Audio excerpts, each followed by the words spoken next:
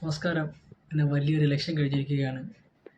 Exit പോളുകൾ പ്രവചിച്ച പോലെ അതിനതീതമായി ഒരുപക്ഷെ ഇന്ത്യ മുന്നണി വളരെ ശക്തമായൊരു പ്രകടനമാണ് കാഴ്ചവെച്ചിരിക്കുന്നത്. അതിനായി നന്ദി പറയേണ്ടത് മൂന്ന് ആൾക്കാരോട് മാത്രമാണ്. ശരിക്കും പറഞ്ഞാൽ ഇന്ത്യ എന്നുള്ളൊരു മുന്നണി ഉണ്ടെങ്കിലും ഇതിനു വേണ്ടി പരിശ്രമിച്ചതും ഇതിൻ്റെ ഗ്രാസ് റൂട്ട് ലെവലിൽ എൻ ഡി എന്ന സഖ്യത്തെ വെട്ടാൻ എന്നതും മൂന്ന് പേരാണ്.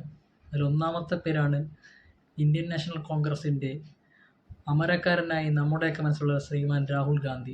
അദ്ദേഹം നടന്നിരുന്ന വഴികളിലൊക്കെയും സ്നേഹത്തിൻ്റെ കടകൾ തുടർന്നുകൊണ്ട് തന്നെ പോയിക്കൊണ്ടിരുന്നു. അദ്ദേഹമാണ് ആദ്യം തന്നെ ഈ ഒരു ഇന്ത്യ മുന്നണിയുടെ പടയൊരുക്കത്തിന് മുന്നിൽ നിന്ന് നയിച്ചത്. 2, അഖിലേഷ് യാദവ്, സമാജ്വാദി പാർട്ടിയുടെ UP നേതാവ്. എത്ര മനോഹരമായിട്ടാണ് അയാൾ BJPനെ അവിടെ തറപറ്റിച്ചതെന്ന് നോക്കിക്കാണേണ്ടത് തന്നെയാണ്. ശരിക്കും പറഞ്ഞാൽ ഒരു കോപ്പി ബുക്കാണ് അയാൾ വളർന്നു വരുന്ന രാഷ്ട്രീയക്കാർക്ക്. അത്രയേറെ വലിയ പ്രായമൊന്നുമില്ലാത്ത ഒരു യുവാവ്. മൂന്നാമതായി എടുത്തു പറയേണ്ടത് the most favourite and the most important Dhruv Rathee. 29 വയസ്സുകാരനായ ഒരു ചെറുപ്പക്കാരൻ. BJPയുടെ 10,000 വരുന്ന സൈബർ അക്കൗണ്ടുകളെ മലർത്തിയടിച്ച, ഒറ്റയ്ക്ക് നിന്ന് പൊരുതിയ ഒരു പോരാളി. ഇക്കാലം അത്രയും കോൺഗ്രസിന് സാധിക്കാതെ പോയതും അത്തരമൊരു പോരാളിയെ കണ്ടെത്താനായിരുന്നു. പക്ഷേ ധ്രുവ് റാത്തി തൻ്റെ കർത്തവ്യം വളരെ മനോഹരമായിട്ട് തന്നെ ചെയ്തിട്ടുണ്ട്. ഇന്ന് ഈ 350 സീറ്റിൽ നിന്ന് താഴേക്ക് ഇറങ്ങി BJP വന്നിട്ടുണ്ടെങ്കിൽ അതിൻ്റെ ഒട്ടും ഒഴിച്ചുകൂടാൻ പറ്റാത്ത പേര് ധ്രുവ് റാത്തി തന്നെയാണ്.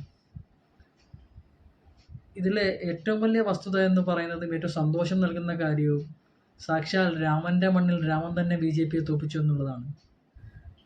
അയോധ്യയിലും സമാജ്വാദി പാർട്ടി വളരെ മനോഹരമായി തന്നെ BJP കടപുഴകിയിട്ടുണ്ട്. ഇനി എന്നിൽ ആശങ്ക ജനിപ്പിക്കുന്ന 1-2 കാര്യങ്ങളുണ്ട്. അതിനെപ്പറ്റി ഒന്ന് പറയാൻ വേണ്ടിയാണ് ഈ വീഡിയോ ഇടുന്നത്. അത് ഞാൻ ഇടതുപക്ഷത്തെ വലതുപക്ഷത്തെ കളിയാക്കിയോ ഇല്ലെങ്കിൽ അങ്ങനെ ഒരു മെൻറ്റാലിറ്റി പറയുകയല്ല. ശരിക്കും പറഞ്ഞാൽ വളർന്നു വരുന്ന ഒരു തലമുറയെക്കുറിച്ച് എനിക്ക് ആശങ്കയുണ്ട് വളരെ. കാരണം ഞാനൊരു കോൺഗ്രസ്സിൽ നിൽക്കുന്നുണ്ടെങ്കിലും എനിക്ക് ഒരു ജനാധിപത്യ മൂല്യങ്ങൾ ഉയർത്തുന്ന ഒരു പാർട്ടി വളർന്നു വരണമെന്ന ചിന്താഗതിയുള്ളൊരു വ്യക്തിയാണ് ഞാൻ. CPMനെ വിമർശിക്കാറുണ്ട്. വിമർശിക്കാറുള്ളത് കൊലപാതക രാഷ്ട്രീയം നടത്തുമ്പോൾ മാത്രമാണ് CPM വിമർശിക്കാറുള്ളത്. പിന്നെ ചില പിന്തിരിപ്പ നയങ്ങൾ കാണിക്കും, പിണറായിയുടെ ധാർഷ്ട്യങ്ങൾ കാണിക്കുമ്പോഴൊക്കെയാണ് നമ്മൾ വിമർശിക്കാറുള്ളത്. പറഞ്ഞു വരുന്ന ഇത്രയുമാണ്. കേരളത്തിൽ ഇന്ന് NDA ഒരു അക്കൗണ്ട് ഓപ്പൺ ആക്കി. എക്സിറ്റ് പോളുകളിൽ അണ്ണാമലൈ എന്ന് പറയുന്ന BJPയുടെ തമിഴ്നാട്ടിലെ തമിഴ്നാട്ടിലെ ഇൻചാർജുള്ള പ്രസിഡന്റ് ഓപ്പൺ ആക്കുമെന്ന് പറഞ്ഞെങ്കിലും അവിടെ പോലും DMK പൂട്ടിട്ട് നിർത്തിയായിരുന്നു. പക്ഷേ കേരളത്തിൽ എന്തുകൊണ്ട് കഴിഞ്ഞില്ല എന്നുള്ളത് വസ്തുതാപരമായി ചിന്തിക്കേണ്ട കാര്യം തന്നെയാണ്. അതിനാദ്യം തന്നെ എനിക്ക് പറയാനുള്ളത് ഇവിടുത്തെ കോൺഗ്രസ്സുകാരെ സഹോദരങ്ങളാണ്. ഒന്നാമത്തെ കാര്യം, കഴിഞ്ഞ തവണ TN പ്രതാപൻ നേടിയത് 39% വോട്ടാണ്. ഈ വട്ടം മുരളീധരന് 30% വോട്ട് പോലും കിട്ടിയിട്ടില്ല.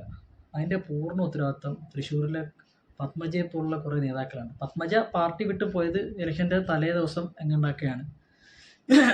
അതിനുശേഷവും DCC ഗതിയുടെ പ്രവർത്തിച്ചിട്ടില്ലെന്നാണ് പറയുന്നത്. പക്ഷേ അപ്പോഴും ഒന്നും ഞാൻ മനസ്സിലാക്കിയത്, ഇടതുപക്ഷത്തിൻ്റെ വോട്ട് അവിടെ സ്റ്റേബിളായിട്ട് നിൽക്കുന്നുണ്ട്. 30. രാജാജി നേടിയ അതേ വോട്ട് സുനിൽകുമാർ നേടിയിട്ടുണ്ട് വളരെ വ്യക്തമായി. അതുകൊണ്ട് ആ ഒരു സുരേഷ് ഗോപിക്ക് സീറ്റ് തുറന്നു കൊടുത്തതിൽ പൂർണ്ണമായ പങ്ക് മുരളീധരൻ ഉണ്ടെന്ന് ഞാൻ പറയത്തില്ല. കാരണം മുരളീധരൻ എപ്പോഴും ഒരു കോൺഗ്രസിൻ്റെ ഒരു മാസ്റ്റർ സ്ട്രോക്ക് തന്നെയായിരുന്നു. പക്ഷേ ഇവിടെ ചെറുതായിട്ട് പിഴച്ചു പോയി, ഇല്ലെങ്കിൽ അവിടുത്തെ കുറേ ആളുകൾ ചേർന്ന് പിഴപ്പിച്ചു എന്ന് വേണം പറയാൻ. അങ്ങനെ തന്നെ പറയണം. പിന്നെ രണ്ടാമത്തെ കാര്യം, ഇന്ത്യയുടെ വോട്ട് ഷെയറിൻ്റെ വർധനവ്. കോൺഗ്രസ് 18 സീറ്റിൽ ജയിച്ചു. അതിനകത്ത് എനിക്ക് തെല്ലും സംശയമില്ല, തെല്ലും സന്തോഷക്കുറവുമില്ല. പക്ഷെ അപ്പോഴും എന്നെ അപ്രിയമാക്കുന്ന ഒറ്റ കാര്യമുണ്ട്. വോട്ട് ഷെയറിങ്ങിൻ്റെ കാര്യത്തിൽ ഒരുപക്ഷെ BJP വളരെ മുന്നിലെത്തി കഴിഞ്ഞിരിക്കുന്നു. ആറ്റിങ്ങൽ BJPയുടെ വോട്ട് ഷെയർ 2,40,000 നിന്ന് 3 ലക്ഷത്തിലേക്ക് എത്തിക്കഴിഞ്ഞു. അവിടെ വളരെ കൃത്യമായി അടൂർ പ്രകാശിൻ്റെയും കുറച്ചിട്ടുണ്ട്. CPMൻ്റെ കഴിഞ്ഞ വട്ടത്തെ സമ്പത്തിനെ വെച്ച് നോക്കുമ്പോൾ VJയുടെയും കുറച്ചിട്ടുണ്ട്. രണ്ടുപേരുടെയും കുറച്ചിട്ടുണ്ട്. കോൺഗ്രസിന് 2019 ശശി തരൂർ പിടിച്ച വോട്ട് 41%. പക്ഷേ അതേ 2019 കുമ്മനം രാജശേഖരൻ എന്ന പ്രഗത്ഭനായ ഒരു വ്യക്തി മത്സരിക്കുമ്പം BJP-യിലോട്ട് 31%. കുമ്മനം രാജശേഖരൻ കേരളീയൻ, സർവോപരി തിരുവനന്തപുരത്തുകാരൻ, പുള്ളി RSS നിയന്ത്രിക്കുന്ന ഒരു വളരെ വളരെ വളരെ സ്വാധീനം ചെലുത്താൻ പറ്റുന്ന ഒരു വ്യക്തി. അദ്ദേഹത്തിന് കിട്ടിയ 31% വോട്ടായിരുന്നു.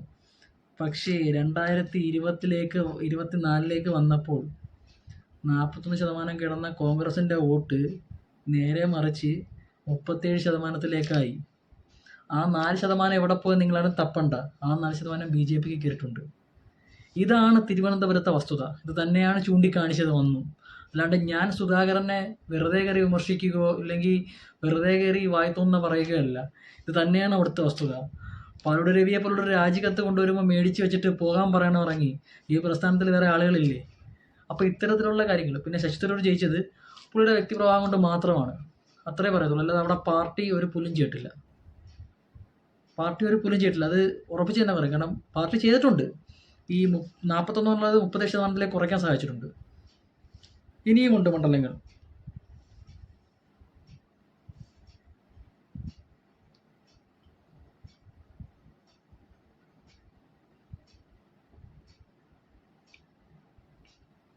ഇനിയുണ്ട് കൊല്ലത്ത് CPM-ൻ്റെത്.